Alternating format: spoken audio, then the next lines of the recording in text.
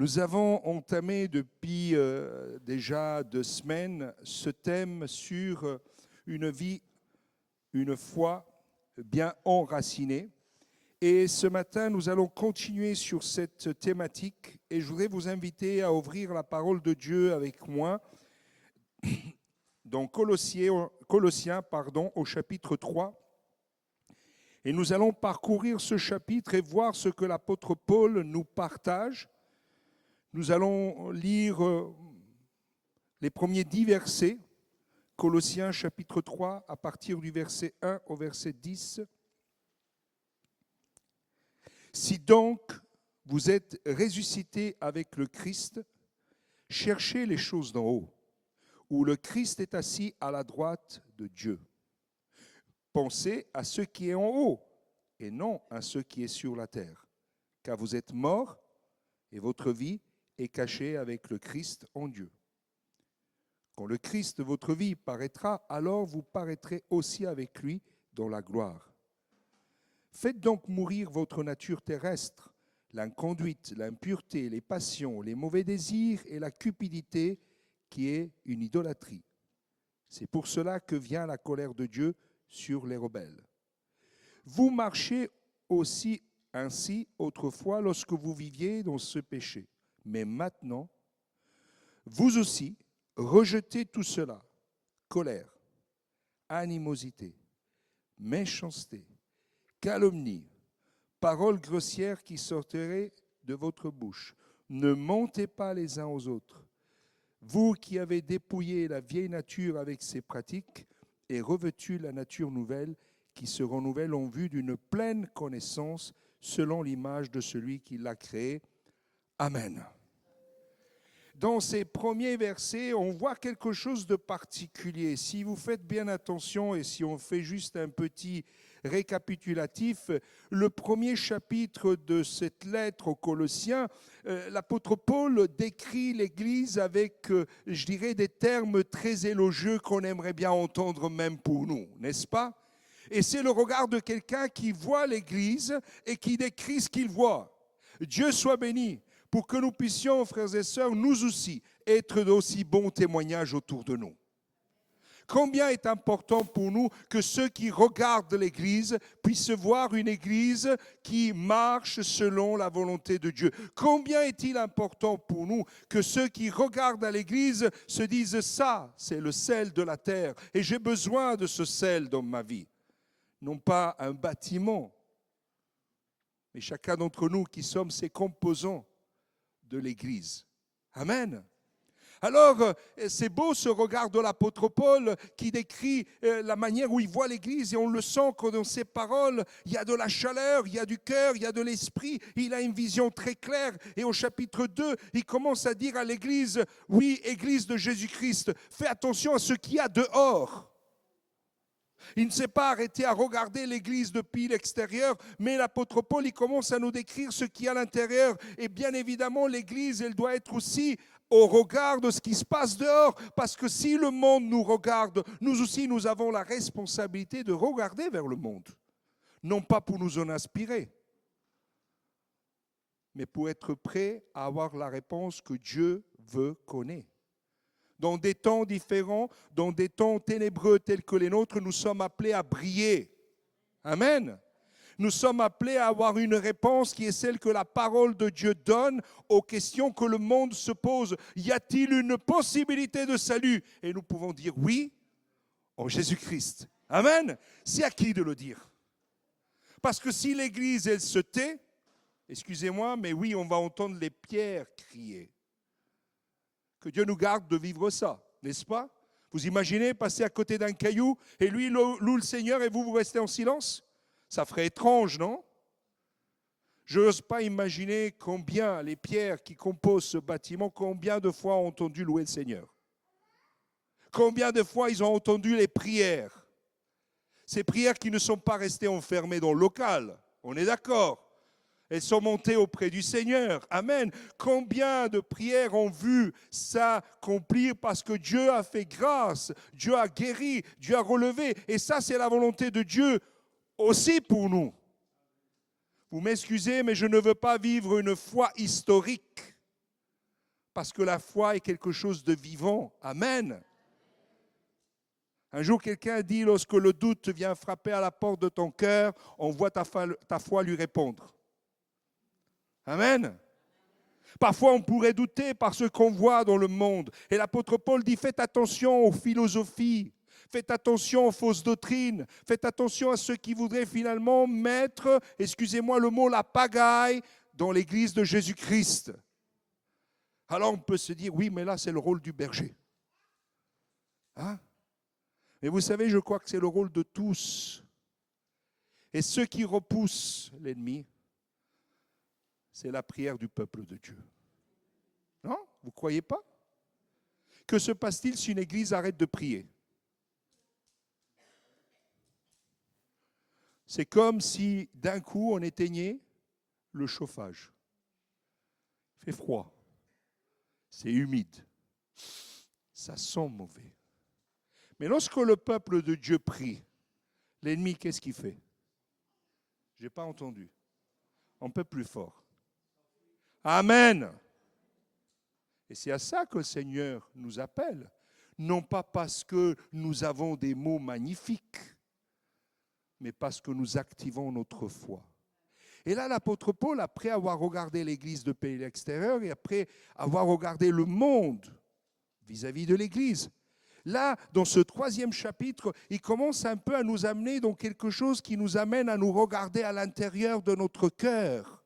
Et là, il dit, finalement, frères et sœurs, cherchez les choses d'en haut, pensez à ce qui est en haut, puisque vous avez été ressuscités avec le Christ. Amen.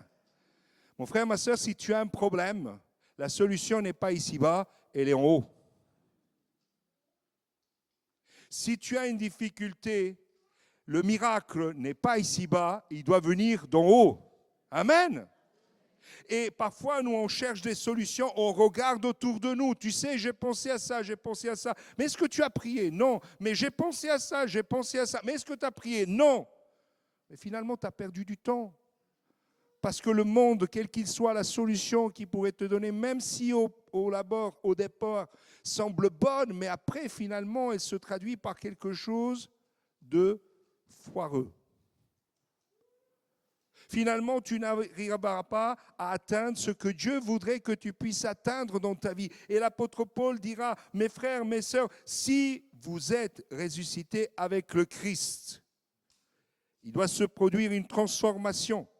Cette transformation, cette résurrection avec le Christ doit nous amener à faire quelque chose, ça veut dire chercher les choses d'en haut et penser à ce qui est en haut. Amen. Les problèmes de cette terre, ils sont là. Si vous les avez laissés dehors, en repartant, vous allez les récupérer. Je vous assure. Vous montez dans votre voiture ou vous sortez avec quelqu'un et la première chose que vous allez faire, c'est lui raconter vos problèmes. Par contre, si vos problèmes, vous les déposez au pied de la croix, qu'est-ce que vous allez partager avec le frère, la sœur qui vous accompagne? Ou avec votre conjoint? Qu'est-ce que vous allez lui dire? Je suis arrivé à l'église, j'avais le cœur lourd, mais maintenant, tout va bien. Je te ramène au resto. Désolé les sœurs, j'ai essayé.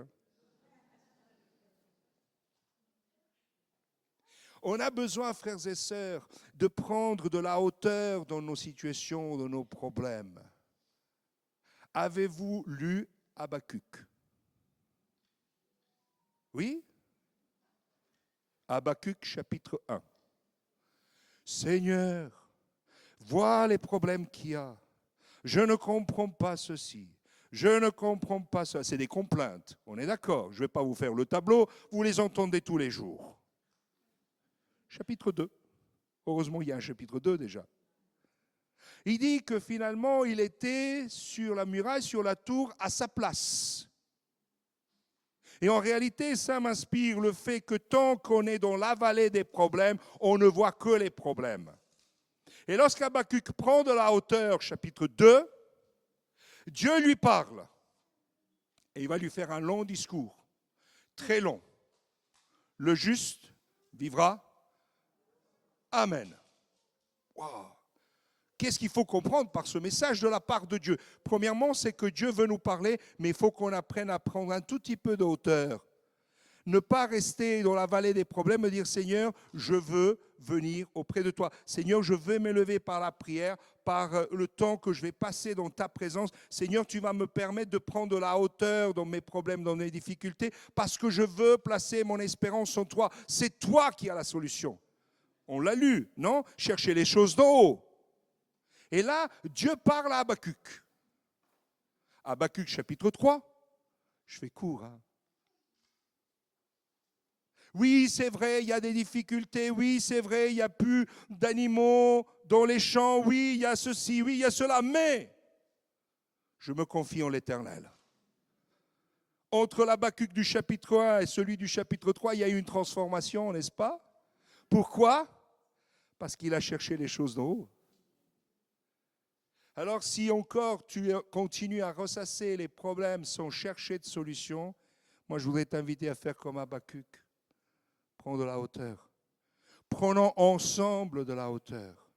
Pour tous les problèmes qui nous touchent de près ou de loin. Et si cette nouvelle naissance, cette résurrection avec Christ nous amène à regarder à les choses d'en haut, mais nous amène aussi à une autre phase qui est celle de faire mourir notre vieille nature terrestre qui a une certaine tendance à ressusciter aussi vite. Il y a des résurrections, elles sont rapides. Vous n'arrivez même pas avec le défibrillateur. Hein? Amen? Dimanche matin, Seigneur, je te donne ma vie. On sort du local, ça a passé même 10 secondes, et hop, on reprend la vieille habitude. Et le texte dit, faites donc mourir votre nature terrestre. Rejetez tout cela. En peu de paroles, c'est comme si la Bible nous disait « Vomissez votre ancienne vie pour ne pas la reprendre ». C'est horrible, non, comme image? Oui. Qui serait tenté de retourner vers son vomi? Ah. Eh bien, c'est ça, quand on revient à notre péché, on revient à notre vomi. La Bible nous en donne un exemple, c'est comme le chien qui revient. C'est horrible. Mais c'est ce que nous faisons quand nous revenons à notre péché. C'est ce que nous sommes en train finalement de vivre parce que nous revenons à des choses qu'on aurait dû rejeter une fois pour toutes. Et là, il dit, ne montez pas les uns aux autres, vous qui avez dépouillé la vieille nature avec ses pratiques. Béni soit Dieu. Parce qu'il veut nous amener finalement à revêtir quelque chose. On va lire la suite du texte de Colossiens 3. À partir du verset 11 au verset 17, et l'apôtre Paul continue à dire à l'Église, il n'y a là ni grec, ni juif, ni circoncis, ni incirconcis, ni barbare, ni chite, ni esclave, ni libre, mais Christ en tout et en tous. Ainsi, donc, comme des élus de Dieu, saints et bien-aimés, revêtez-vous d'ardente compassion, de bonté, d'humilité, de douceur, de patience. On a l'inverse de ce qu'on a dû se dépouiller, parce qu'avant de se habiller, il faut se... Imaginez, un matin, vous devez vous préparer pour partir au travail. Vous avez gardé les habits du jour d'avant. Et en dessous, les habits du jour d'avant, ceux de quelques semaines avant. Vous ressemblez un peu avec Bibendum. Hein? Et oui, ça sent pas bon. Oui, ma soeur, ça sent pas bon. Le placard est vide, tout est sur toi. Et après, tu te dis, ce matin, c'est dimanche matin, je vais me revêtir du costume du dimanche matin. Et tu arrives à l'église, tu ne peux ni plier les bras pour prendre quelqu'un dans tes bras, parce que finalement, tout ce que tu portes sur toi te bloque. L'odeur que tu envoies bloque les autres. Mais la parole de Dieu nous dit finalement de nous déshabiller, d'enlever ceux qui ne sont pas bons dans notre vie. Et on le sait quand ça ne sont pas bon, non? On sent qu'il y a quand même besoin, à un moment ou à un autre, de passer à la douche. Quand finalement on voit qu'autour de nous, il n'y a personne. Mon oncle montait depuis l'Italie à la France pour faire visite à mon grand-père tous les ans. Et tous les ans, il lui ramenait quelque chose que mon grand-père aimait beaucoup. C'était quelque chose qui faisait partie de sa jeunesse. Il lui ramenait de la morue salée et séchée. Et ce voyage-là, ils étaient dans un compartiment du train, et ils étaient lui, son épouse et sa fille. Et ils étaient tranquilles. Pendant la nuit, il s'est levé pour sortir, et là, il voit les couloirs pleins de monde. Et il se dit, mais quand même, c'est étonnant. Nous, on n'est que 3, il y a encore des places, et personne ne rentre dans le compartiment. Et en revenant des toilettes, alors qu'il ouvre à nouveau la porte du compartiment, il sent l'odeur qui en ressort. Et là, il comprend pourquoi personne n'est rentré dans le compartiment. Frères et sœurs, parfois, on a besoin un tout petit peu de prendre de la distance pour vérifier et se dire, est-ce que ma vie spirituelle, est-ce que je suis en train de répandre le parfum de Christ ou une odeur nauséabonde qui ne donne pas envie à qui que ce soit, et on ne peut pas leur donner tort. J'ai besoin de dire, Seigneur, aide-moi finalement à changer dans mon cœur. Donc, il est question pour nous de faire preuve d'une ardente compassion, je vais dire d'une ardente bonté, d'une ardente humilité, d'une ardente douceur, d'une ardente patience. Et là, il dit, supportez-vous les uns les autres et faites-vous grâce réciproquement. Si quelqu'un a à se plaindre d'un autre, comme le Christ vous a fait grâce, vous aussi faites de même. Mais par-dessus tout, revêtez-vous de l'amour qui est le lien de la perfection. Que la paix du Christ à laquelle vous avez été appelés pour former un seul corps règne dans vos cœurs. Le changement, c'est là qu'il doit commencer. Parce que je peux changer l'extérieur. Je peux faire des grands sourires, des grands gestes de la main, mais si mon cœur n'est pas pur, tout ce que je fais, c'est quoi? C'est de la triche. C'est du mensonge. C'est quelque chose que Dieu ne peut pas accepter, n'est-ce pas? Et il dit que la parole du Christ habite en vous avec sa richesse. Instruisez-vous et avertissez-vous réciproquement en toute sagesse par des psaumes, des hymnes, des cantiques spirituels, sous l'inspiration de la grâce. Chantez à Dieu de tout votre cœur. Alors quel bonheur de vous entendre chanter. Quel bonheur d'entendre l'Église de Jésus-Christ élever la voix au Seigneur. Amen. Pourquoi? Parce que c'est au-delà du chant, au-delà de la mélodie. Nous sommes en train d'exprimer à Dieu notre adoration et que cette adoration soit vraie.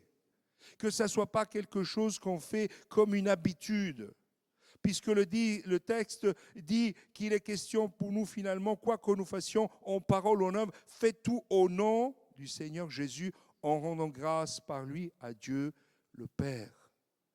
Avec Christ, nous sommes appelés à une vie spirituelle dynamique. Amen. Il y a quelque chose qui nous met en route. On ne reste pas assis sur sa chaise en attendant que le monde avance. Nous avons un mandat, nous avons un appel, nous avons une mission. Nous avons aussi reçu de la part de Dieu tout ce qu'il faut pour accomplir ce que Christ attend de nous. Amen. Et parfois, on a gardé ce que Christ nous a donné, on l'a mis dans un coin en disant « un jour, je m'en servirai ». Un jour. En faisant une visite une fois à une personne dans le cadre de mon travail, la personne me dit, vous savez, j'ai une Mercedes magnifique. Je dis, ah bon? Montrez-moi. Et il me montre la voiture. Et il dit, elle n'a que 10 kilomètres. Je dis, mais pourquoi que 10 kilomètres? Il dit, c'est que le chemin entre le garage et la maison. Et tous les samedis, je la pousse, je la lave et je la rentre. Je dis, et ça fait combien de temps que ça dure? Ah, plusieurs années, monsieur, plusieurs années. Est-ce que ça vous semble cohérent? Est-ce que ça vous semble normal? Vous auriez fait quoi, vous? Ceux qui ont le permis, s'il vous plaît. Hein. Vous auriez fait quoi? Les jeunes, vous avez une Mercedes dans le garage, vous faites quoi? Hein? Vous la sortez, vous la lavez, vous la rentrez? Ou vous sortez avec? Mais ce que Christ nous a donné est plus qu'une Mercedes. Hein. Ce que Christ a mis dans notre cœur, dans notre vie, est bien plus que toutes les richesses de ce monde. Souvenez-vous de la prière de David. qui dit à Dieu, après avoir commis erreur, faute, il était coupable, il le reconnaît devant Dieu. Il dit, prends toutes mes richesses, mais ne retire pas ton esprit, s'il te plaît. Quelle est la place que l'Esprit de Dieu a dans notre vie? Quelle est la place que nous donnons finalement à ces choses que Dieu nous envoie et qui nous donne d'en haut? Alors acceptez, il dit le texte, revêtez-vous, supportez-vous, que l'amour et les liens de la perfection soient dans votre cœur, que la paix du Christ règne dans votre cœur. Tout nous ramène au cœur. La bouche parle de quoi? Amen. J'avais un collègue qui disait tous les matins, si j'étais riche. Tous les matins. Dès qu'il arrivait, c'était Philippe, si j'étais riche. On travaillait en Suisse allemande, même les Allemands, ils le comprenaient. Si j'étais riche. Parce que vu qu'ils l'entendaient toujours dire cette phrase, ils ont voulu savoir ce que ça voulait dire. Je lui ai dit, mais dis-moi, tu es aussi misérable et pauvre que tu le dis? Je lui ai dit, dis-moi, mais tu... Ah non, j'ai 3 maisons. Et j'ai mis un petit pactole de côté. Je lui ai dit, et tu as combien de côté? Plusieurs centaines de milliers de francs suisses.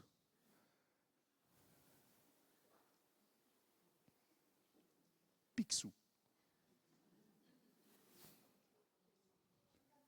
La parole de Dieu nous dit que nous, nus, on est venus. Non? Que Dieu nous aide. Que Dieu nous garde à ne pas tomber dans ce piège. Alors, ce n'est pas juste une question d'argent, parce que des fois, ce n'est même pas une question de richesse, c'est une question juste de nos principes, mes principes. Je pense, je crois. Quelqu'un un jour me disait, la Bible dit, prenez votre croix. Je lui ai dit, et c'est quoi votre croix? Ben vous savez, moi je crois ça, je crois ça, je crois ça. Je lui ai dit, non, vous n'avez pas compris. Prends ta croix, ça veut dire prends ce que Dieu a disposé et préparé pour toi et avance pour le ramener jusqu'au bout et que tu sois trouvé fidèle dans ce que Dieu t'a confié. Parce qu'autrement, on est tous vite prêts à sortir à la tronçonneuse et au lieu de prendre une grande croix, on en prend une toute petite. C'est plus simple, on la met en déco. J'ai ma croix. Hein. Sauf que tu as enlevé tout ce que Dieu voulait que tu fasses. Tu as renoncé à tout ce que le Seigneur voulait que tu apprennes. Tu as mis de côté, tu as rejeté tout ce que Dieu voulait finalement inscrire dans ton cœur pour que tu puisses être ce serviteur bon et fidèle qui veut voir à l'arrivée. Qui a envie d'entendre bon et fidèle serviteur? Levez la main. Oui? C'est bon? Mais il faut qu'on y arrive, frères et sœurs. On est en chemin. Dieu merci. On est en chemin. Et si quelqu'un s'est arrêté, moi je voudrais t'encourager, mon frère, ma sœur, ce matin, reprends le chemin. Ne reste pas sur le bas-côté. L'ennemi voudrait te voir immobile, mais Dieu t'a donné une foi dynamique pour que tu puisses avancer. Et le texte nous parle aussi de quelle manière nous sommes appelés à rendre un culte à Dieu et à le servir. Il dit que la parole de Christ habite en vous. Instruisez-vous, avertissez-vous, chantez à Dieu de tout votre cœur. Amen. Et rendez grâce par lui à Dieu le Père. Dans ce voyage que l'apôtre Paul fait, où il va à l'intérieur de l'Église, il commence à parler sur les chrétiens, mais après, il commence à aller encore plus en profondeur. Et là, il touche la famille, le couple. Il va toujours un peu plus à l'intérieur pour finalement amener chacun à rendre compte qu'il a des choses à faire et que Dieu veut le voir avancer. Et il dira ce texte de Colossiens 3, 18 à 22. On va l'expliquer, n'ayez pas peur. Pourquoi vous rigolez, les sœurs? Il dit le texte, femmes, soyez soumises chacun à votre mari comme il convient dans le Seigneur. Marie, aimez chacun votre femme et ne vous aigrissez pas contre elle. Enfants, obéissez en tout à vos parents car cela est agréable dans le Seigneur. Père, n'irritez pas vos enfants de peur qu'ils ne se découragent. Serviteurs, obéissez en tout à vos maîtres selon la chair, et cela non seulement sous leurs yeux comme si vous cherchiez à plaire aux hommes, mais avec simplicité de cœur dans la crainte du Seigneur. Il est question d'amener finalement la lumière sur la famille chrétienne et la vie active. Et dans ce texte, il parle de la femme, il parle de l'homme. Alors je voudrais juste faire une courte parenthèse. Lorsque, encore plus loin, en Éphésiens, chapitre 5, versets 22 à 27, l'apôtre Paul parle, en nouveau, il reprend ces phrases en disant « Femmes, soyez soumises chacun à votre mari comme au Seigneur, car le mari est le chef de la femme, comme Christ est le chef de l'Église, qui est son corps et dont il est le sauveur, comme l'Église se soumet au Christ, que les femmes se soumettent en tout, chacune à son mari. » Mari, parce qu'il n'y en a pas que pour les femmes. Hein? Et on va comprendre le texte, ne vous inquiétez pas, mes sœurs. Marie, aimez chacun votre femme comme le Christ a aimé l'Église et il s'est livré lui-même pour elle. Alors je l'explique en toute simplicité. Si le mari aime sa femme comme Christ aime l'Église, au point de donner sa vie, parce que l'Église a du prix aux yeux de Dieu. Et si pour cet homme, son épouse, elle a du prix, elle a de la valeur, il ne fait rien pour la mettre en difficulté, mais tout pour la mettre en valeur parce qu'il l'aime, parce qu'il prend soin d'elle. L'épouse elle-même, elle se sent aimée. Elle n'a pas peur de ce que le mari pourrait faire pour lui faire du mal. Et donc, elle se met dans cette position de protection. Elle se place sur l'aile protectrice de son mari. Et ce n'est pas ce que le monde considère comme une soumission esclavage. Non. Mais elles se placent sur cette aile protectrice. Et plus elles se sont protégées, ça veut dire que plus elles se sont aimées, non? Et elle va elle-même aimer encore plus son mari. Et le mari, se sentant encore aimé comme ça, qu'est-ce qu'il va faire? Il va aimer encore plus sa femme. C'est un cercle vertueux. Amen. Et c'est ça l'image du mariage que l'Église devrait vivre. Et c'est ce que Dieu a prévu pour nous. Alors n'ayez pas peur en lisant ce texte, en disant Seigneur, surtout qu'on ne le lise pas le dimanche matin, parce que qu'est-ce que ça va faire comme discours aujourd'hui à la maison? Un jour, on était en formation couple et il y a un frère qui a lu ce texte et il est de métier juge. Et je vous assure, faire lire un texte comme ça à un juge, ça résonne tout autrement. Sa femme, elle est procureure. Elle était juste en face de lui. Et lui, il lit cet article comme un article de loi. Et elle reprend, Marie, aimez votre femme, comme Christ a aimé l'Église. Elle a remis les points sur les i. Alors je vous rassure, ils sont toujours ensemble, ils vont bien. Amen. Mais parfois on fait une lecture et on fait pour nous, on prend ce qui nous arrange, alors que la parole de Dieu est celui qui veut l'équilibre. Amen. Aux yeux du Seigneur, nous avons tous un prix qui est celui de son sang et de son corps qui a été brisé pour nous. Amen. Alors que nous puissions nous aussi aimer ceux qui nous entourent, même chose pour les enfants. Et je voudrais encourager les parents à tout mettre en œuvre pour que vos enfants puissent voir en vous un exemple. Un bon exemple. Parce qu'être un exemple, parfois on l'est dans le mauvais sens. Les enfants, ils sont comme une éponge. Si vous êtes énervé au volant et que vous frappez le volant au moindre problème, je vous assure, vous les regardez jouer dans leur petite voiture à pédales, ils vont faire la même chose. Et si vous lui posez la question, qui c'est qui t'a appris à faire ça? Papa. Ou maman, hein, vous inquiétez pas, hein, ça existe aussi. Je m'arrête là. Colossiens 3, 23, 25, on termine. Tout ce que vous faites, faites-le de toute votre âme, comme pour le Seigneur et non pour les hommes, sachant que vous recevrez du Seigneur l'héritage en récompense. Servez le Christ le Seigneur, car celui qui agit injustement récoltera selon son injustice, et il n'y a pas de considération de personne. J'aimerais avec vous faire juste le parallèle avec un autre texte, dernière lecture, 1 Pierre chapitre 2, versets 18 à 25. Et il dit ceci, « Serviteurs, soyez en toute crainte soumis à votre maître, non seulement à ceux qui sont bons et doux, mais aussi à ceux qui sont difficiles. car c'est une grâce que de supporter des peines par motif de conscience envers Dieu, quand on souffre injustement. Quelle gloire, en effet, y a-t-il à supporter de mauvais traitements pour avoir péché? Mais si, tout en faisant le bien, vous supportez la souffrance, c'est une grâce devant Dieu. C'est à cela, en effet, que vous avez été appelés parce que Christ, lui aussi, a souffert pour vous et vous a laissé un exemple afin que vous suiviez ses traces. Lui qui n'a pas commis de péché et dans la bouche duquel il n'est pas trouvé de fraude, lui qui insultait ne rendait pas l'insulte, souffrant ne faisait pas de menaces, mais s'en remettait à celui qui juge justement.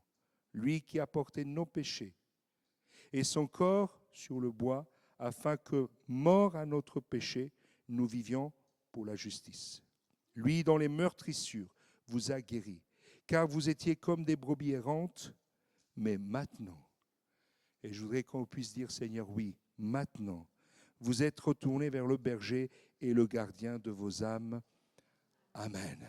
Est-ce qu'on peut incliner nos têtes et dire, Seigneur, sois à toujours, sois pour l'éternité le gardien de notre âme. Seigneur, aide-nous à supporter même les injustices et de pouvoir être à l'image de ta personne, celui qui a tout enduré pour nous à la croix. Seigneur, donne-nous d'être capables d'accepter, Seigneur, parfois de souffrir pour que ton nom, finalement, Seigneur, soit proclamé comme le nom de celui qui a changé notre vie, celui qui a transformé notre être tout entier. Seigneur, nous ne voulons pas être comme ce monde qui se rebelle en tout, mais nous voulons être, Seigneur, soumis à ta parole ensemble. Et nous voulons encore te dire, Seigneur, merci. Parce que ta parole, Seigneur, elle ne nous cache pas la vérité, elle nous la révèle. Ta parole, elle ne nous cache pas la réalité sur nous-mêmes, elle nous la révèle, Seigneur. Tu nous places devant un miroir et ce miroir, Seigneur, ne déforme pas la réalité. Mais ce miroir nous permet, Seigneur, de venir vers toi et dire, Seigneur, viens à mon secours. Fais-moi grâce encore ce matin, Seigneur. Seigneur, si nous avons un moment ou un autre mis de côté notre vie, si nous avons un moment ou un autre, Seigneur, relâché dans notre engagement avec toi, nous te prions encore ce matin. Viens, Seigneur, viens nous relever, viens nous faire du bien. Seigneur, merci pour ces avertissements qui nous permettent, Seigneur, de corriger la direction que nous avons peut-être pris à un moment ou à un autre et te dire, Seigneur, s'il te plaît, ramène-moi. Si je me suis éloigné du bon chemin, sonde-moi, ô Dieu, connais mon cœur. Seigneur, ramène-moi encore ce matin. Ramène-moi, Seigneur, pour que je sois à côté de toi. Pour que, Seigneur, plus jamais je m'en éloigne. Et pour que, Seigneur, je puisse, avec toi, un jour me retrouver pour l'éternité dans le ciel, devant Dieu le Père. Seigneur, nous te prions pour ton Église. Nous te prions, Seigneur, pour l'Église que, Seigneur, tu as établie, non seulement dans cette ville, mais en tout lieu où ton nom est annoncé avec vérité, en tout lieu, Seigneur, où ton nom est acclamé, Seigneur, avec sainteté, comme ta parole nous le dit, Seigneur. Pour que tu puisses toucher notre pays. Seigneur, notre pays va très mal. Notre Europe va très mal, le monde va très mal. Seigneur, nous voulons être porteurs d'une bonne nouvelle. Et non pas seulement le dire, mais le vivre. Fais de nous des témoins efficaces, Seigneur. Fais, Seigneur, que ce que nous vivons parle plus fort que ce que nous disons. Et qu'à toi, on revienne toute la gloire. Amen.